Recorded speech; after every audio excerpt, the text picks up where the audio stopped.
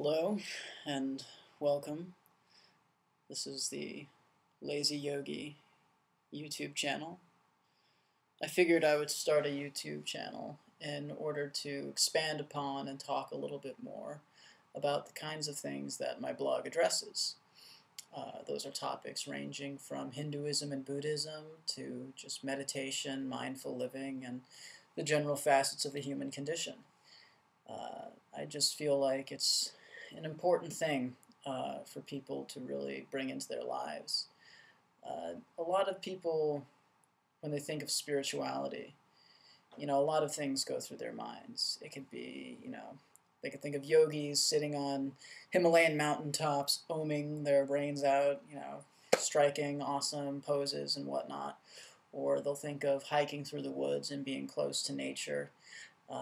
And then they'll think of things that are opposed to spirituality, things like capitalism in the big cities and, all of these facets of the modern era. And I feel like this sort of thinking tends to obscure rather than clarify the real aim, if you could call it that, of spirituality. And while being close to nature and being mindful of, the ways in which our society has evolved is important, the real focus of spirituality is closeness to oneself. And that really begs the question, who is this self to which we are trying to become close? Can you even become closer to yourself if you already are that self?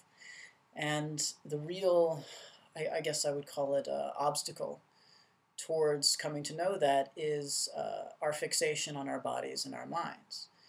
Since the moment of our birth, we've been exposed to the constant, you could call it the hallucination of the human experience, or just these sensory experiences of, sight, sound, taste, touch, and mind and thought. And since the circumstances of our birth, we're treated in a certain way according to our gender, our appearance, schooling, all sorts of things.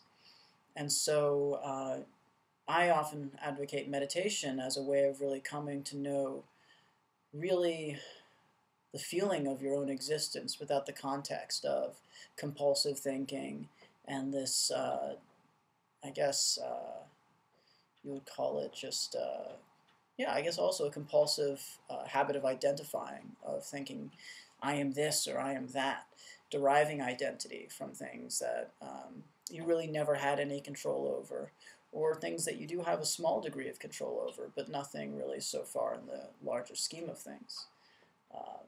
A lot of people go with their identities without being challenged for a long time, until they meet with certain circumstances that their identities just don't hold up against. And those are times of real strife, of fear and aggression, ignorance. These are the kinds of things that on a small level lead to suffering and pain, and on a larger level lead to wars and genocide and everything. It comes down to a basic not knowing of oneself and feeling ill at ease with just being oneself. One of the ways the ego maintains control over us is by keeping us in this constant feeling of lacking, that we're missing something. And so the spiritual path is really coming to know that on an inner level, there is nothing that you are missing. On the outer level, we could always be doing something to improve this world, to make society more harmonious.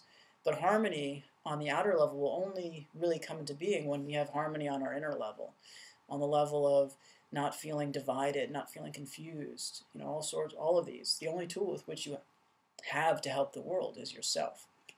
And so my blog is a way of really sharing this kind of understanding.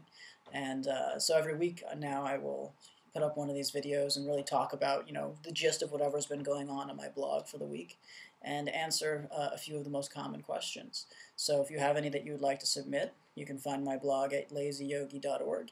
And also you can find me on Facebook. We have weekly synchronized meditation sessions as well if you'd like to participate. So thank you for listening, and I look forward to continuing this dialogue. Yeah, namaste.